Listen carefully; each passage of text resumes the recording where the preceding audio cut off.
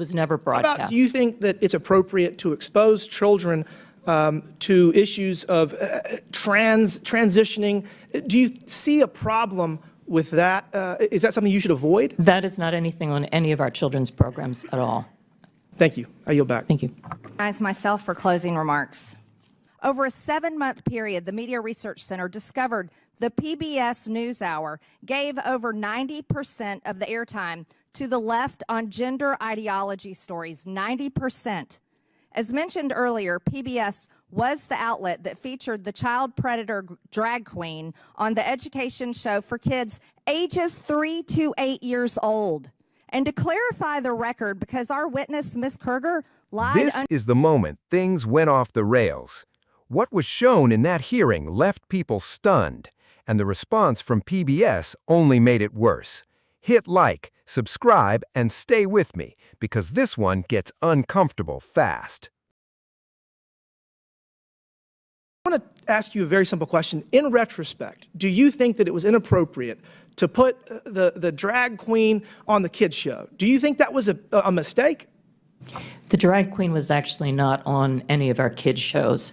The image that Chairman Taylor Greene showed was from a project that our New York City station did with the New York City Department of Education. What time of day did it air? It did not air. It was a digital project they did for the Department of Education. Do you think it only appeared on our website? Have anything to do with PBS? Do you think that human? I mean, do you see? It was not a PBS. It was not for PBS. It was mistakenly put it on our website by our. I'm sorry. I don't mean to talk over you. It was mistakenly put on our website by our New York City station. It was not intended for national distribution. It was immediately pulled down. It was never broadcast. Do you think that it's appropriate to expose children to issues of transitioning? Do you see a problem with that? Is that something you should avoid? That is not anything on any of our children's programs at all. Thank you. I yield back. Thank you. Myself for closing remarks. Over a 7-month period, the Media Research Center discovered the PBS NewsHour gave over 90% of the airtime to the left on gender ideology stories, 90%.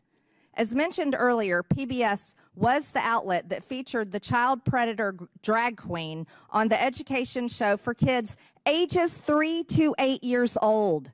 And to clarify the record, because our witness, Ms. Kerger, lied under oath and said it wasn't featured on PBS, this show was aired on PBS on April 1st, 2021. And we will take a look at this video right now. We're using a TV today because our audio system is having problems. Let's go ahead and watch this video.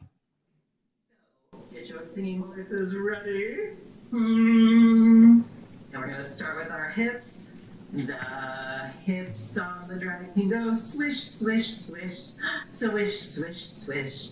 The shoulders on the drag queen go shimmy, shimmy, shimmy, shimmy, shimmy, shimmy.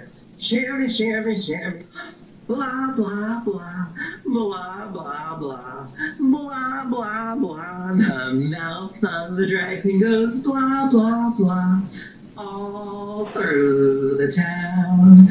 So, get your singing voices. The hips go swish, swish, swish. The shoulders go shimmy, shimmy, shimmy. That's repulsive. That's not what children ages 3 to 8 should ever be watching. A grown biological man posing as a woman. And by the way, Ms. Kerger, that was aired on April 1st, 2021.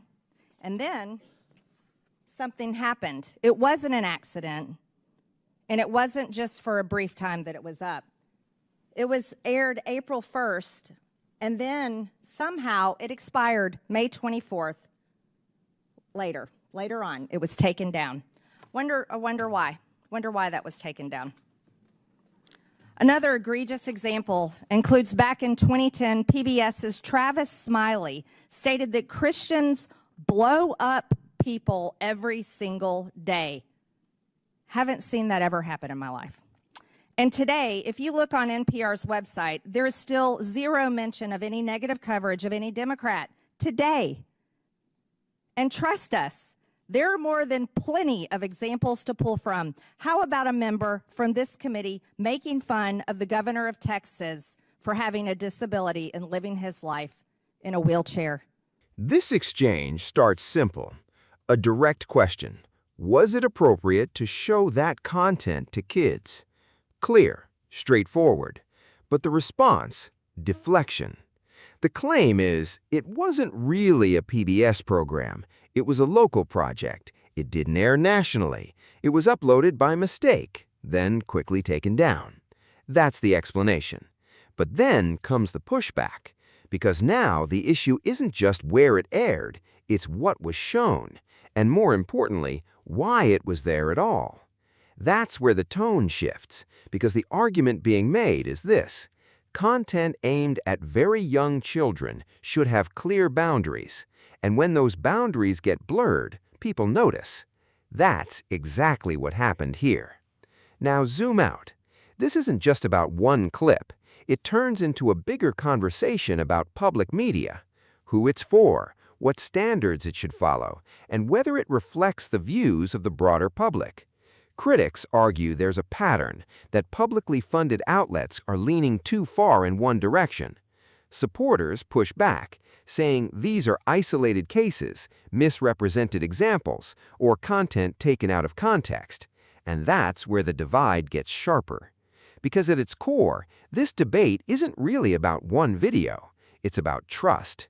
Trust in institutions, trust in media, trust in what's being presented to families. And once that trust starts to crack, every example becomes bigger than it actually is. That's what you're seeing here.